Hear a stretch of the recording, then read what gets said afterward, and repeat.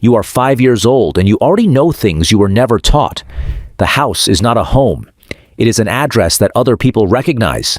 The staff have names you say carefully. The woman who reads to you at night is paid to read to you at night. You learn this without anyone explaining it. You just know.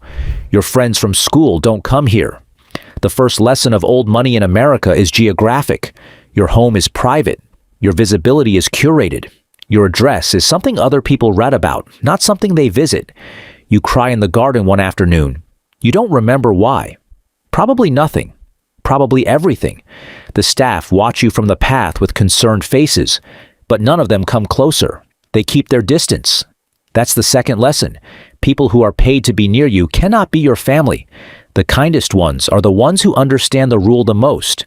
Your parents are present and absent at the same time. They ask about your day. They listen for 30 seconds and then return to a conversation that doesn't include you. You are not neglected. You are managed. There is no conversation about money in this house.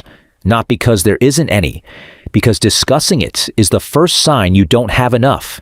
You don't know what your father does. Neither do the other children at school.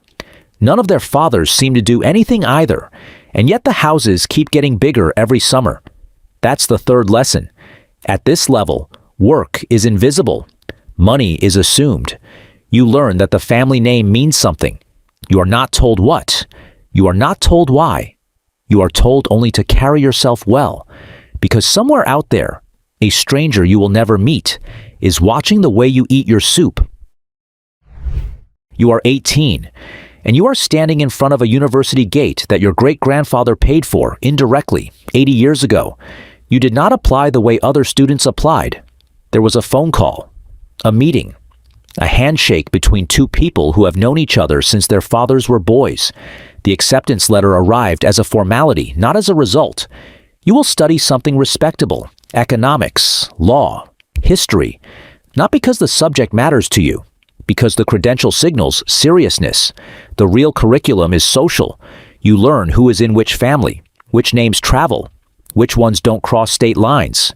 You used to paint. You were good. There is a torn canvas somewhere in your old room, the last one you finished before you stopped. Nobody told you to stop. They didn't need to. The conversation happened in the silence around the dinner table. When you mentioned art school, the silence said everything. Painting is not a profession for someone with your last name. Painting is a hobby for someone with your last name.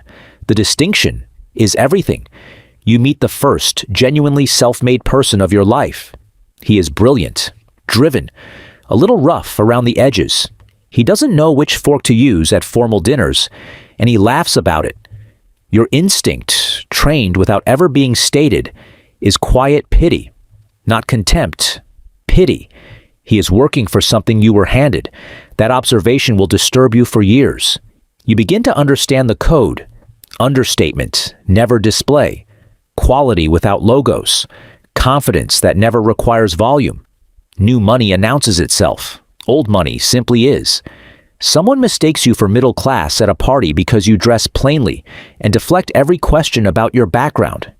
You feel something complicated, relief, and then shame at the relief. By the end of college, you understand what was always understood for you.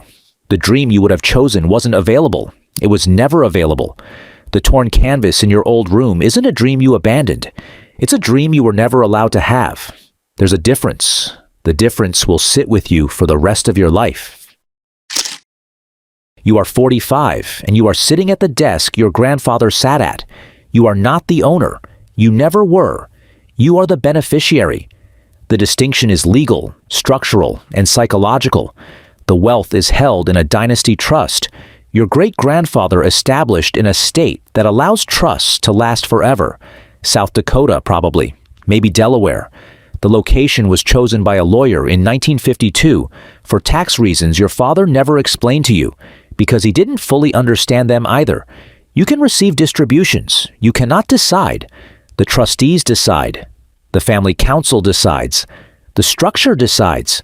You ask the family attorney one afternoon, what would happen if you wanted to liquidate your share entirely? Take the cash, leave the structure, walk away. He doesn't answer immediately. He just looks at you.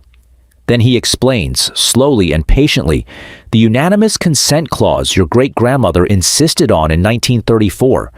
The clause exists for exactly this scenario. The clause exists for you. You realize the money that is yours is the least free money you will ever encounter. You sit on the family council now.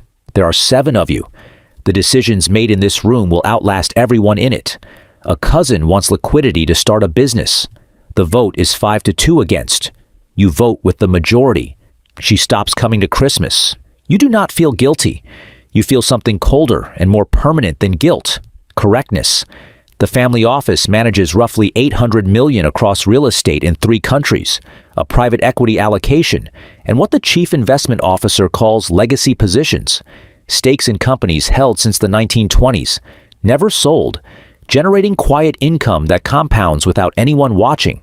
Your wife and your daughter are in the room behind you.